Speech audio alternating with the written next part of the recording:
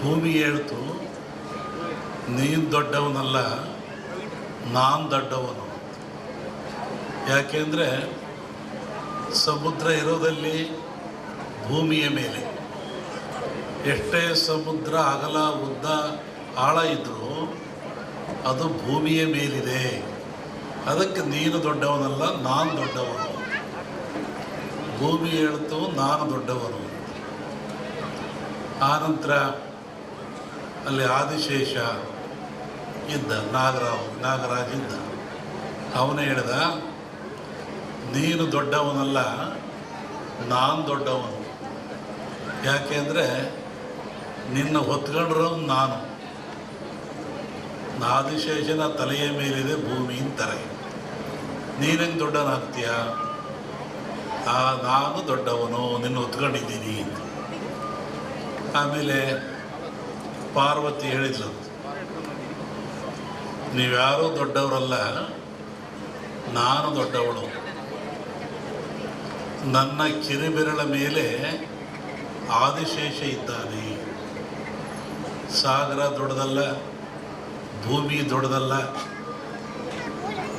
ನಾಗರ ಆದಿಶೇಷ ದೊಡ್ಡವನಲ್ಲ. ಇಲ್ಲಿ ಪಾರ್ವತಿ ನನ್ನ ಕಿರುಬೆರಳ ಮೇಲಿದ್ದಾನೆ ಆದಿಶೇಷ, ಅದಕ್ಕೆ ನಾನು ದೊಡ್ಡವಳು.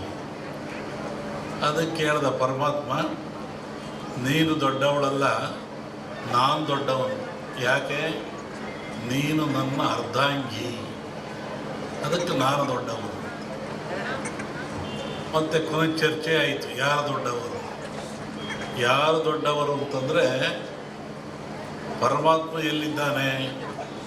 ಭಜಿಸುವಂಥ ಭಕ್ತರ, ಧ್ಯಾನ ಮಾಡುವಂಥ ಭಕ್ತರ, ಪೂಜಿಸುವಂಥ ಭಕ್ತರ, ನೆಲೆಸ್ತಕ್ಕಂಥ ಭಕ್ತರ ಮನದ ತುದಿಯಲ್ಲಿ ಅಡಗಿಪ್ಪ. ಇಲ್ಲಿ ಯಾರು ದೊಡ್ಡವರಾದರು? ಭಕ್ತರೇ ದೊಡ್ಡವರಾದರು. ಇಂತಹ ಭಕ್ತರು ದೊಡ್ಡವರಾದ ಮೇಲೆ, ಮನುಕುಲ ಶ್ರೇಷ್ಠವಾದ ಮೇಲೆ, ಈ ಮನುಕುಲಕ್ಕೆ ಅನೇಕ ಆಘಾತಗಳಿದ್ದಾವೆ,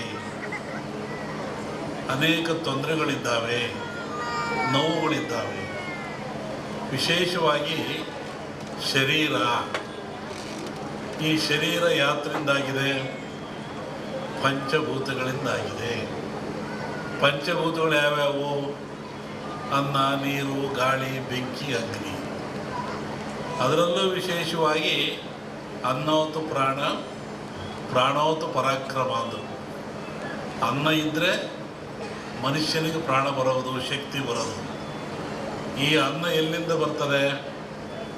ಯಾವ ಕಾರ್ಖಾನೆಯಲ್ಲೂ ತಯಾರಾಗಲ್ಲ, ಯಾವ ವಿಜ್ಞಾನಿಯೂ ತಯಾರು ಮಾಡಲ್ಲ. ಇದೆಲ್ಲಿಂದ ಬರ್ತದೆ? ಭೂಮಿಯ ಮೇಲೆ ರೈತ ಬೆಳೀತಾನೆ.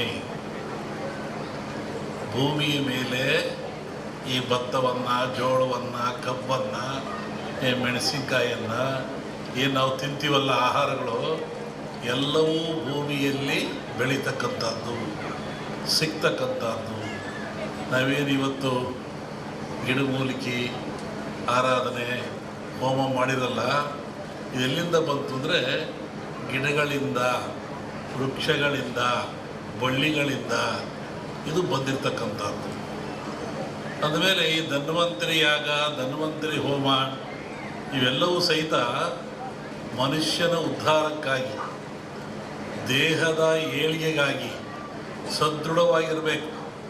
ಮನುಷ್ಯ ಶಕ್ತಿಯುತವಾಗಿರಬೇಕು, ಸದೃಢವಾಗಿರಬೇಕು, ಚಿಂತನ ರಹಿತನಾಗಿರಬೇಕು, ಯೋಗ್ಯವಾದ ಮನಸ್ಸುಳ್ಳವನಾಗಿರಬೇಕು. ಇದಕ್ಕಾಗಿ ಇವೆಲ್ಲವೂ ನಮಗೆ ಬೇಕು. ಇದನ್ನು ಕೊಟ್ಟವರು ಯಾರು? ಭೂಮಿ ಮೇಲೆ ಮನುಷ್ಯ ನನ್ನ ಭಗವಂತ ಹುಟ್ಟಿಸಿದ, ಭಗವಂತನ ಪ್ರೇರಣೆಯಂತೆ ಮಾನವ ಹುಟ್ಟಿದ. ಈ ಮಾನವ ರಕ್ಷಣೆ ಯಾರದು? ತಂದೆ ಕೆಲಸ ಏನು? ತಾಯಿ ಕೆಲಸ ಏನು? ಜೋಪಾನ ಮಾಡೋದು, ಬೆಳೆಸೋದು, ಒಳ್ಳೆ ವಿದ್ಯೆಯನ್ನು ಕೊಡೋದು, ನೀತಿಯನ್ನು ಕಲಿಸೋದು, ತಿಳುವಳಿಕೆ ಕೊಡೋದು, ಸಂಸಾರಕ್ಕೆ ಸೂತ್ರಗಳನ್ನು ಕೊಟ್ಟು ಆದರ್ಶ ವ್ಯಕ್ತಿಯನ್ನಾಗಿ ಮಾಡ್ತಕ್ಕಂಥದ್ದು. ಇಲ್ಲಿ ಭಗವಂತ ಮನುಷ್ಯರನ್ನು ಹುಟ್ಟಿಸಿದ ಮೇಲೆ ಅವನಿಗೆ ಬೇಕಾಗುವ ಎಲ್ಲ ಸವಲತ್ತುಗಳನ್ನು ಕೊಡಬೇಕು. ಅವನು ಯಾಸವರತ್ ಕೊಟ್ಟ ವಿಶೇಷವಾಗಿ ಆಯುಷ್ಯು, ಆರೋಗ್ಯ. Wealth is lot, something is lot. Money is lot, something is lot. Health is lot, everything is lot. ಆರೋಗ್ಯ ಏನಾದರೂ ಕೆಟ್ಟರೆ ಎಲ್ಲವನ್ನೂ ಕಳ್ಕೊಳ್ತಾನೆ ಮನುಷ್ಯ. ಏನಿದ್ರೇನು ಆರೋಗ್ಯ ಭಾಗ್ಯ ಇಲ್ಲದೆ ಹೋದರೆ ಆಯುಷ್ಯ ರೇಖೆ ಇದ್ದೇನು, ಸಂಪತ್ತು ರೇಖೆ ಇದ್ದೇನು. ಆರೋಗ್ಯ ಇಲ್ಲದವ್ರು ಏನು ಮಾಡ್ತಾನೆ? ಏನೂ ಮಾಡೋಕ್ಕಾಗಲ್ಲ. ಹಾಗಾಗಿ ಭಗವಂತನ ಪ್ರೇರಣೆ ಇಂತಹ ಗಿಡಮೂಲಿಕೆಗಳನ್ನು ಮನುಷ್ಯನಿಗೆ ವರವಾಗಿ ಕೊಟ್ಟ. ಇದನ್ನು ತಿಂದು ನೀನು ಉಪಯೋಗ ಮಾಡಿಕೊಂಡು ಸದೃಢವಾಗಿ ಬಾಳು, ಆರೋಗ್ಯವಂತನಾಗಿ ಬಾಳು, ಭೂಮಿಯ ಮೇಲೆ ಸದಾಕಾಲ ಇದ್ದು ಒಳ್ಳೆಯದನ್ನು ಮಾಡು ಅಂತೇಳಿ ಇಂತಹ ಗಿಡಮೂಲಿಕೆಗಳನ್ನು ಕೊಟ್ಟ ಭಗವಂತ. ಇದು ಇವುಗಳ ಹಿಂದೆ ಹೋಗ್ತದೆ. ಸಮುದ್ರ ಮಥನಾಯಿತು, ಇಲ್ಲಿ ಬರೆದಿದ್ದೀರಾ? ಸಮುದ್ರ ಮಥನಾಯಿತು. ಸಮುದ್ರ ಮತ ರಾಕ್ಷಸರು ದೇವತೆಗಳು ಆದೇಶ ಕಟ್ಟಿ ಎಳೆದ್ರು. ಎಲ್ಲ ಬಂತು. ಲಕ್ಷ್ಮಿ ಬಂತು, ಐರಾವತ ಬಂತು, ಕನಕಾದಿಗಳು ಬಂದು, ವಿಷ ಬಂತು. ಎಲ್ಲರೂ ಹಂಚ್ಕೊಂಡ್ರು. ವಿಷವನ್ನು ಯಾರು ಹಂಚ್ಕೊಳ್ಳಿಲ್ಲ. ಅವಾಗ ಪರಮಾತ್ಮ ಕುಡ್ದ. ಆವಾಗ ಅವನಿಗೆ ಯೋಚನೆ ಆಯಿತು, ಸಕಲ ಸಂಪತ್ತೆಲ್ಲ ಕೊಟ್ಟುಬಿಟ್ಟೆ ನಾನು, ಸಮುದ್ರದಲ್ಲಿ ವಿಷವೂ ಬಂದುಬಿಡ್ತು, ಇದನ್ನು ನಾನು ಕುಡಿದೆ, ಇದರಿಂದ ಪಾರಾಗದೆ ಹೇಗೆ? ಬಹುಶಃ ಈ ವಿಷ ಈ ಜನರ ಮೇಲೆ ಹೋದರೆ ಏನಾಗ್ತಿತ್ತು? ಕಾರ್ಕೋಟ ವಿಷ. ಅದಕ್ಕೆ ಯೋಚನೆ ಮಾಡಿ ಈ ಧನ್ವಂತರಿಯನ್ನೂ ಕೊಟ್ಟ. ಈ ಧನ್ವಂತರಿ ಎಲ್ಲಿಂದ ಬಂತು ಅಂದರೆ ಸಮುದ್ರದಿಂದ, ನೀರಿನಿಂದ, ಸಾಗರದಿಂದ ಬಂತು. ಇದು ಆ ಒಂದು ದೇವತೆಯ ರೂಪದಲ್ಲಿ ಬಂತು. ನಮ್ಮಲ್ಲಿ ಕೇಳಲಿಕ್ಕೆ ಬುರುಳಿ, ಕಾಮತ್ತು ಎಲ್ಲ ಬಂದಿದ್ದರು ಈ ವಿಚಾರವಾಗಿ. ಕೆಲವು ಸೂಚನೆಗಳನ್ನು ಹೇಳಿದ್ವಿ ನಾವು.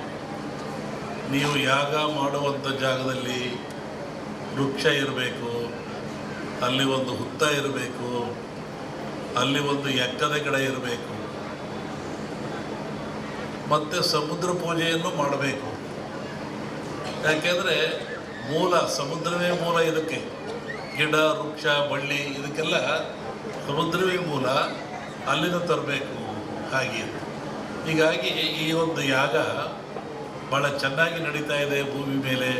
ಅದರಲ್ಲೂ ಈ ಕರಾವಳಿ ನಡೆದಿದ್ರೆ ಅತ್ಯಂತ ಮನುಕುಲಕ್ಕೆ ಆದರ್ಶವಾಗಿರ್ತಕ್ಕಂಥದ್ದು, ಪ್ರಾಯಶ್ಯವಾಗಿರ್ತಕ್ಕಂಥದ್ದು, ದೀರ್ಘಾಯುಷ್ಯದ ಗುಟ್ಟನ್ನು ನಮ್ಮವರು ಕೊಟ್ಟಿದ್ದಾರೆ.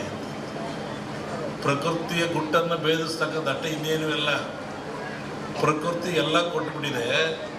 ಅದರ ಗುಟ್ಟನ್ನು ಭೇದಿಸಿ ಮನುಷ್ಯ ಉಪಯೋಗ ಪಡಿತಕ್ಕಂಥದ್ದು, ಆರೋಗ್ಯವಂತನಾಗ್ತಕ್ಕಂಥದ್ದು. ಹೋಮಗಳಂದರೆ ಏನು? ಹೋಮವನ್ನು ಯಾತಕ್ಕೋಸ್ಕರ ಮಾಡಿ